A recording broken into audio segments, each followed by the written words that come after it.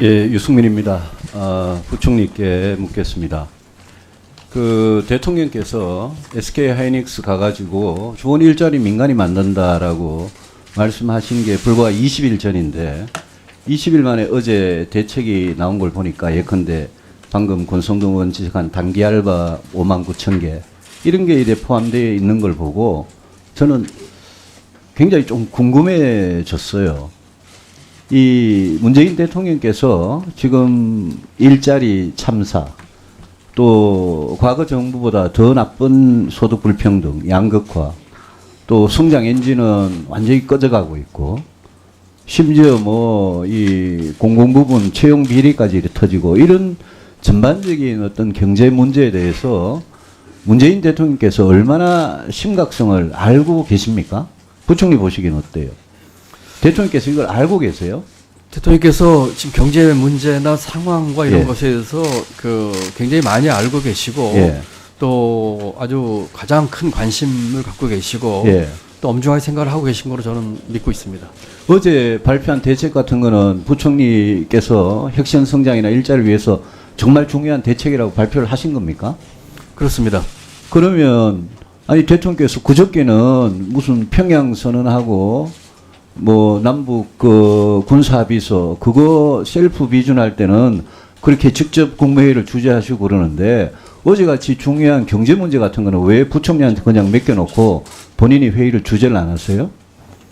대통령께서 뭐 일일이 그걸 다 하실 수 있습니까? 아니, 제가 경제가 그만큼 어려우면 대통령께서 팔을 걷어붙이고 직접 나서서 회의를 주재하셔야지 왜 이 판문점 선언은 아직 국회 비준 동의가 이루고 있는데 평양 선언하고 군사합의서는 혼자 그냥 셀프 비준하면서 왜 이런 중요한 경제 문제는 직접 안 챙기세요? 직접 안 챙긴다는 말은 동의하기 어렵고요. 직접 왜냐하면 챙긴 게 뭐가 있어요? 이런 내용에 대해서도 대통령께 보고도 드리고 토의도 하고요. 이거를 뭐 대통령이나 청와대와도 협의 나갈 수 있겠습니까? 심각성을 알고 있다면 우리가 이 국회가 국정감사를 1년에 한 번씩 왜 이렇게 합니까? 저는 이번 국정감사는 정말 실패했다고 생각을 합니다. 특히 우리 야당 입장에서는 작년 국정감사는 정부가 출범하고 얼마 안 돼서 해가지고 그냥 잘해보라고 이것저것 잘해보라고 덕담을 했어요. 원래는 이 정부 임기 3분의 1이 이제 지나갑니다. 이 초반에 3분의 1이 가장 중요한 건데 경제가 이 모양이니까 그러니까 저 같은 야당 의원 입장에서는 경제정책을 좀 바꾸라. 전환을 해라. 그중에 소득주도 성장을 이거는 버리고 공무원 일자리 17만 4천 개, 공공부문 81만 개 이것도 버려라. 이런 거 버리고 혁신성장에 매진해라. 이거를 이제 계속 주문을 하는 거고 혁신성장이 말만 가지고 되겠습니까? 노동개혁 하시라고 규제개혁 과감하게 하시라고 이런 걸 이제 이야기를 하는 건데 이런 걸 대통령께서 듣고 계십니까? 충분히 듣고 계십니다. 그런데 부총리 말씀하시는 거 보면 경제정책을 전환할 생각은 전혀 없잖아요. 이 정부가요, 우리 여당도 그렇고 이 정부가 몇 년 동안 입에 달고 살던 게 이명박 박근혜 정부 9년 때문에 우리 경제가 이 모양이 됐다라고 이야기하는 겁니다. 이제 그 말은 더 이상 국민들한테는 통하지 않습니다. 이 정부가 이제 책임지고 해야 되고 뭐 과거 정부 책임 거기 되는 거 이제는 국민들도 이제는 알아요. 아니 맨날 과거 전임 정부 책임 때문에 우리 경제가 이 모양이다 이 말 할 것 같으면 집권은 왜 했어요? 대통령이 왜 됐어요? 그래서 저는 부총리께서 중심을 잡고 경제정책을 전환해달라고 그렇게 말씀드렸는데 부총리께서 전혀 의지가 없으세요. 그런 의지가 없으면 부총리께서도 이제는 책임지고 사퇴를 하셔야 돼요. 경제를 보시잖아요 지금. 단기 일자리 5만 9천 개가 공공부문 일자리 81만 개에 포함됩니까? 포함됩니까? 안 됩니까? 2개월 단기 알바를 5만 9천 명을 쓰면서 이게 공공부문 일자리 대통령이 말씀하신 81만 개 포함됩니까? 포함됩니까? 안 됩니까? 예, 추가로 나온 것입니다. 예? 이번엔 이건 추가로 나온 것이죠. 이 5만 9천 개는 80만 개 집계가 안 됩니까? 그렇습니다. 이거는 그럼 일자리 아닙니까?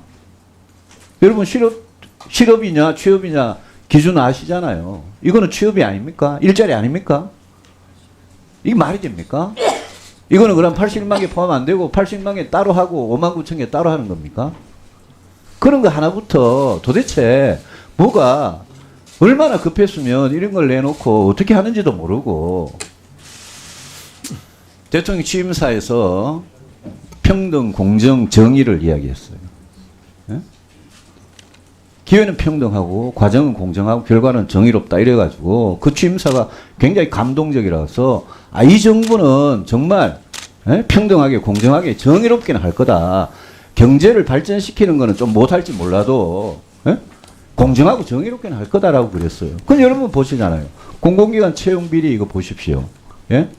이게 무슨 기회는 완전히 불평등하고 과정 불공정하고 결과는 정의가 아니라 이건 완전히 부정하고 부패한 겁니다.